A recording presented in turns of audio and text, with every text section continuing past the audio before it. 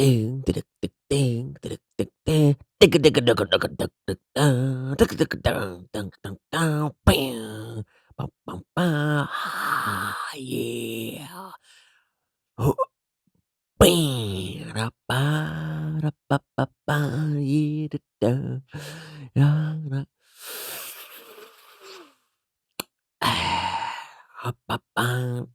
Ding.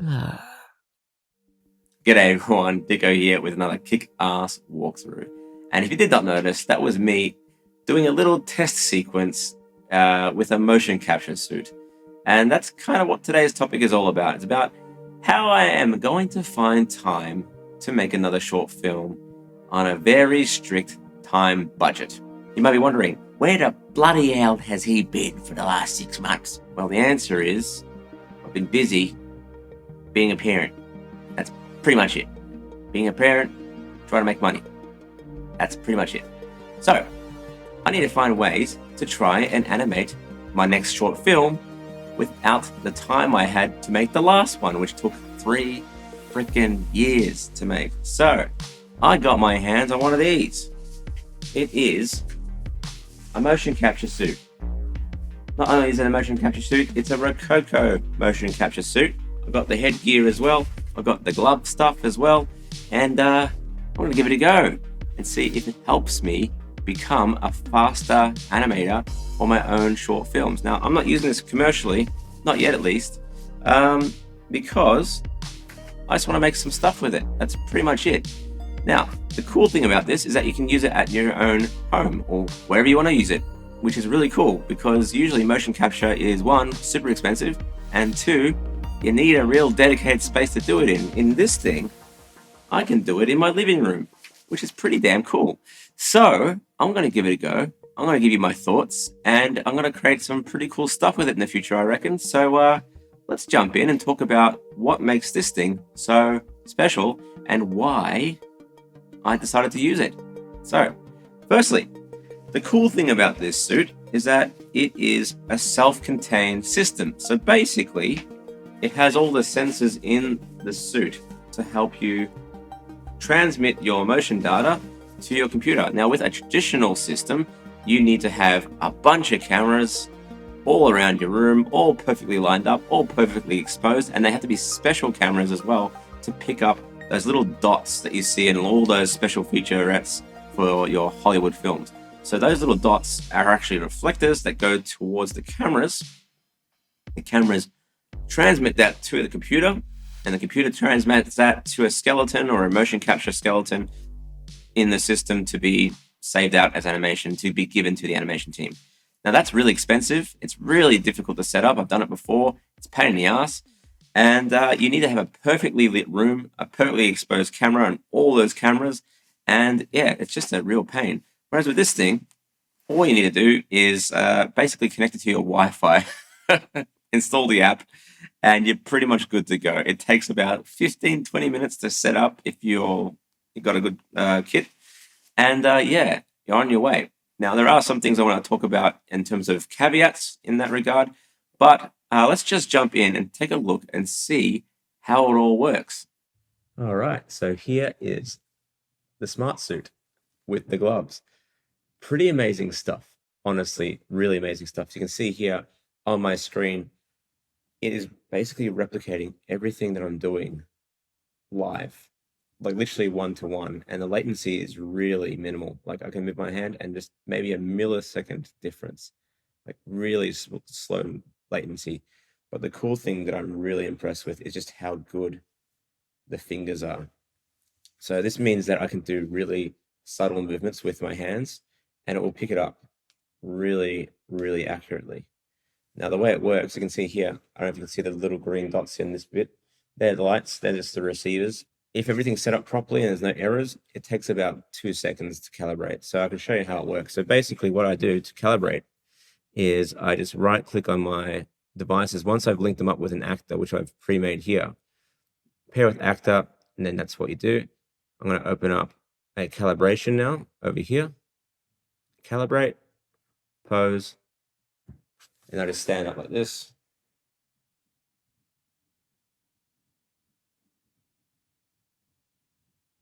and it's basically perfect from the outset. So you can see here, I can move everything around. I can sit down. I can talk like this. I can do whatever I need to do. And it's really, really useful. Now, the cool thing about this is that if I wanted to have a character, say, pick up a pencil or pick up their phone to answer it, it will copy the hand movement and the location. If you measure yourself properly in the device, it will give you the most accurate representation of yourself when you're doing the motion capture. So if I grab my phone, for instance, and as you can see, I pulled it out off screen, and you can see it here in the recording. If I go ahead and hold my phone up, you can see that it's not perfect, but that's because I haven't measured every part of my body properly yet. But you can see it's holding up my phone, or holding up using the hand motion really well. So you can see it's rotating really well. Now, I haven't done the face stuff yet, but I want to keep that for another video because I plan on making a separate character for this. So this particular character doesn't have any facial animation because he's wearing a mask. So if you remember from a few months back, I started working on an animatic for the next Black Curtain, and that doesn't have any facial animation. So I only need to have this working at the moment. So we'll try it with another character in the future with the facial animation. All right, so we know what's working. We know it works really well. Now it's time to actually try and put it to the test with an actual character. So I already have a character ready to roll. So this is a character that's from my short film. I designed it last year for another video, and I want to keep using that character, but I want to be able to animate it a little bit faster. Now I get to test it with this system. Okay, but it is worth mentioning that what I'm making so far for this video isn't going to be used specifically for the final animation. What it is going to be for is pre-visualization. So pre-visualization is basically like a moving animatic, a 3D animatic of what you want to create in the future. It's a way of planning for animation and planning for your film to see how shots work, how animation works, how the story beats are working for whatever you're doing. And by using the animation motion capture rig, basically it allows me to do it really quickly. I can smash out some animation in about, I don't know, or motion capture in about maybe an hour or two if I want to do a long stint. In this case, I probably spent about 20 minutes, which is pretty cool. But without further ado, let's do a little bit of acting. And it's not great acting, but it's acting nonetheless, and see what we get as the end result. All right, so as you can see here, I'm in my dining room doing some acting at like 11 p.m. at night. It's the only time I had available to do it. And you can see it's really effective. In the background, you can see on the screen, it's actually copying everything I'm doing pretty damn well. And here I am just acting away, looking at myself and saying, I need to go to the gym. But dad bod aside, it worked really well. Here it is in action, literally copying everything I do. Now you may notice that I'm sitting away from the viewport. Now the reason for that is interesting because when you calibrate the Rokoko suit, it centers you to the world. So if I'm calibrating facing my monitor, as you can see on the laptop in the previous video, I'm effectively calibrating in Z positive, and you can see the arrow in the screen there being Z positive toward the screen. Now, as I turn around to sit on my chair, I'm going in Z negative, which is why I'm sitting away from the viewport, as you can see here. So I found that really interesting. So when you are calibrating your rig for animation, you want to maybe consider which direction your character is by default. The other thing, of course, is that you kind of see some knee locking, some knee popping. Now, I think that might be because I need to measure myself properly in the software. So right now I've just estimated my height, my leg length, my arm length, all that sort of stuff. So I have a feeling that maybe to mitigate that, I need to measure myself properly. Otherwise, this is something that's kind of normal in a lot of mocap, especially when you're reprojecting to rigs that have a completely different proportion set to your own mocap. Okay, so the next thing is basically to bring it into Blender. So the nice thing about Rokoko is that it provides plugins for pretty much every major 3D software, including Blender, to transfer animation, or even just live link from Rokoko Studio into Blender. Now, I found that using Rigify and Rokoko Studio live linking, it didn't really work very well. Rigify is not really designed for motion capture anyway, it's more of just a plain old animation rig. So I'm kind of just hacking my way through it at this point. But transferring animation from or reprojecting animation that you've already done in Rokoko Studio onto a rig using the Rokoko Studio plugin is pretty straightforward. Again, using Rigify is a little bit finicky, and I want to talk about that in another video, but it did work in the end, and it has allowed me to go ahead and just do a sort of blocking pass of all the cameras.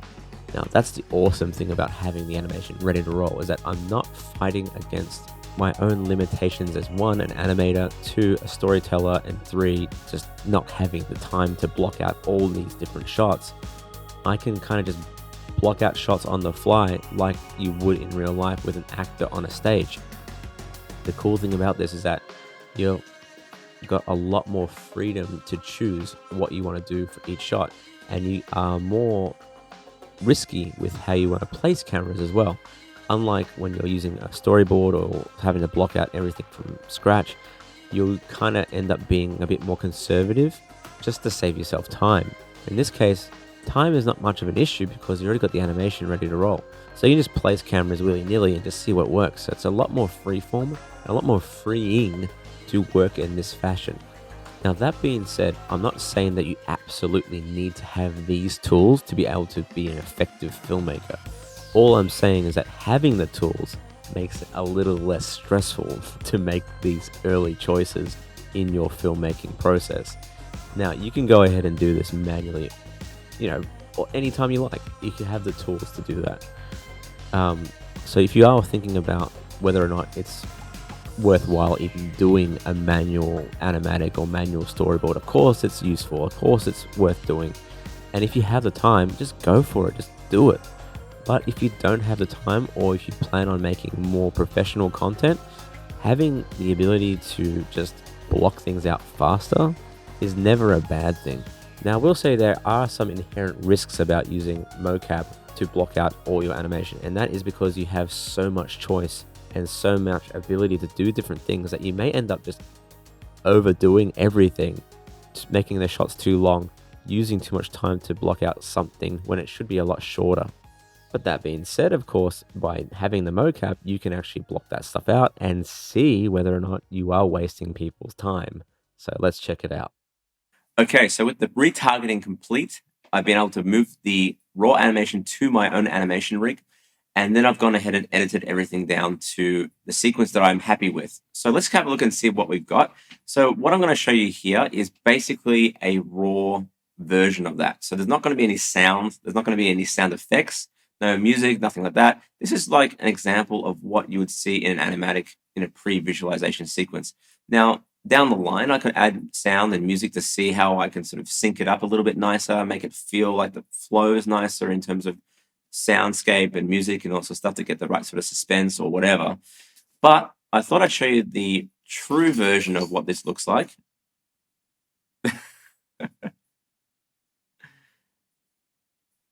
Cat. Anyway, let's go check it out.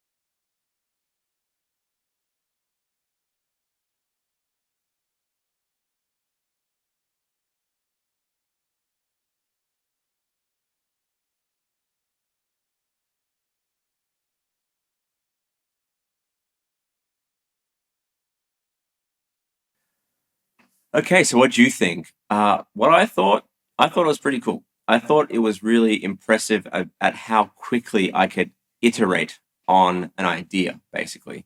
Normally, when you're doing animatic or storyboards, you really got to think things through. Frame to shot, all that sort of stuff has to be really well considered. Whereas with the Rokoko suit and just using Blender, you can kind of do a shotgun approach where you can just sort of act out things on the fly, chuck a few cameras in and then sort of see what the result is, which is really fun and really flexible, which is amazing when you only have a limited amount of time to work in these sort of circumstances. Like, for instance, doing that sequence, that 1 minute sequence, I only had one night available in my schedule, essentially, to do that. And being able to do that at night at like 11 p.m. without having to worry about going to an office or going to any sort of space to sort of act it out is, again, pretty cool.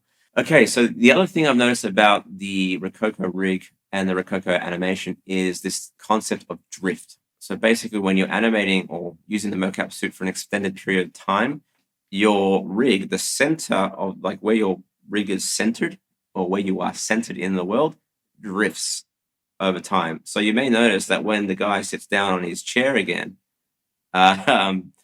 he's not actually sitting in his chair anymore. He's drifted a little bit off from center.